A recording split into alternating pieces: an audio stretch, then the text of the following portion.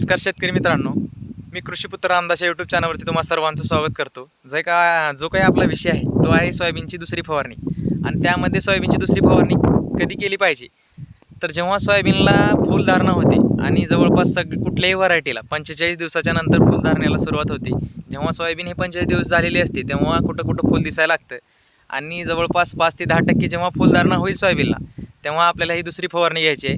आणि ते 5 ते 10% जेव्हा झालेली असेल फुलधारणा, होता होईल तेवढं लवकर करणं गरजेचं आहे. कारण आपल्याला जे काही फुलधारणा असणार आहे त्या फुलाचं रूपांतर हे शेंगामध्ये होण्यासाठी जे काही पिकाला न्यूट्रिशन कमी पडतात त्या पिरियडमध्ये, तेव्हा ते आपल्याला वरनं स्प्रे वाटी उपलब्ध करून द्यायचे आहेत. आणि त्या पिरियडमध्ये आळी देखील पडते आणि आळीमुळं काय होतं, जेव्हा आळी पडली जाते आणि जेव्हा ती फुलाला चाटते तेव्हा फुलगळ होते, त्यामुळे आपल्याला उत्पन्नामध्ये घट येते. त्यामुळे अगोदरच आपल्याला हे उपाय त्यावरती करायचा आणि 45 ते 50 दिवसामध्ये आपल्याला हा दुसरा स्प्रे घ्यायचा आहे. त्यामध्ये कुठलं औषध घ्यायचं आहे, तर कीटकनाशकामध्ये तुम्ही इव्हॅक्टिन बेंझोएट हे 5% असलेलं कुठल्याही कंपनीचं घेऊ शकता.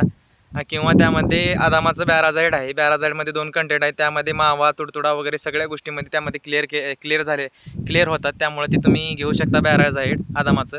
त्यामध्ये इमॅव्हॅक्टिन पण आहे आणि जे काही मावा तुडतुडा आहे ते सगळ्या गोष्टी त्यामध्ये नियंत्रणात येतात. आणि त्यामध्ये आपल्याला एक टॉनिक घ्यायचं आहे. त्यामध्ये टाटा बहार हे 1 नंबर टॉनिक आहे. त्यामध्ये तुम्ही ते घेऊ शकता. ते स्वस्त आहे आणि त्यामध्ये भरपूर प्रमाणामध्ये अमिनो ॲसिड आहेत, जे की फुलधारणेमध्ये मदत करतात आणि फुलाचं रूपांतर हे आपल्या चट्ट्यामध्ये होण्यासाठी खूप सारी मदत होते पिकाला.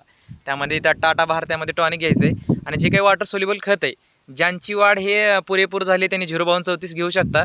किंवा मी तर रेफर करेन 1261 घ्या, जेणेकरून सोयाबीनला फॉस्फेटचं प्रमाण त्या टाईमला जास्त लागतं. जेणेकरून जे काही शाखीय वाढ असते ते 45 दिवसाच्या नंतरच होते.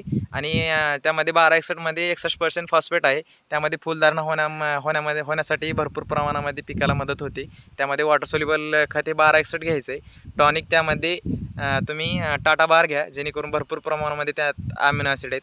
आणि जे काही कीटकनाशक आहे तिथं तुम्ही बॅराझाईड घेऊ शकता किंवा इमॅव्हॅक्टिन बेंझोएट 5% असलेलं कुठलंही घेऊ शकता. त्यामध्ये 1 नंबर रिझल्ट भेटतो आळीसाठी आपल्याला. आपण तेच यूज करतो. आणि नंतर आपल्याला कुठलंही साधं तुम्ही जर आपल्या पहिल्या फवारणीला साप किंवा रोको वापरला असाल, तर त्यामध्ये सेकंड फवारणीमध्येही तुम्हाला बुरशीनाशक वापरावं लागेल. प्रत्येक फवारणीमध्ये बुरशीनाशक घ्या. त्यामध्ये टेबिकॉनोझोल कंटेंट असलं हे घेऊ शकता. त्यामध्ये खूप सारा फायदा होतो पिकाला. जे काही बुरशीनाशक आहे, जेव्हा बुरशीनाशक आपण घेतलं जातं तेव्हा हे जे काही पानावाटी ती मुळावाटी जातं आणि मुळा ह्या फ्रेश होण्यासाठी मदत होतं. त्यामध्ये बुरशीचं प्रमाण कमी होतं आणि झाडाची रोगप्रतिकारक शक्ती वाढते, जे काय आपण बुरशीनाशक वापरणार आहे. प्रत्येक फवारणीमध्ये तुम्ही बुरशीनाशक घ्या, जेणेकरून खूप सारा आपला फायदा होणार आहे. तसेच मित्रांनो, एक हेक्झाकॉनोझोल म्हणून कंटेंट आहे, ते जर तुम्ही बुरशीनाशक घ्याल तर ते पण भारी आहे हे दुसऱ्या फवारणीसाठी. अशा प्रकारे बुरशीनाशक हे कंपल्सरी वापरा. आणि 4 कंटेंट त्यामध्ये बघू शकताय तुम्ही, एक वॉटर सोल्युबल खत आणि कीटकनाशक, बुरशीनाशक आणि टॉनिक, अशा प्रकारे 4 आपल्याला वापरायचे आहेत. आणि त्यामध्ये भरपूर सारा आपल्या पिकाला फायदा होणार आहे. अशा प्रकारे तुम्ही फवारणी करू शकता. आणि व्हिडिओ जर आवडला असेल तर लाईक करा आणि चॅनलला सबस्क्राईब करायला विसरू नका, असेच नवीन व्हिडिओ पाहण्यासाठी. तर पुन्हा भेटू. धन्यवाद.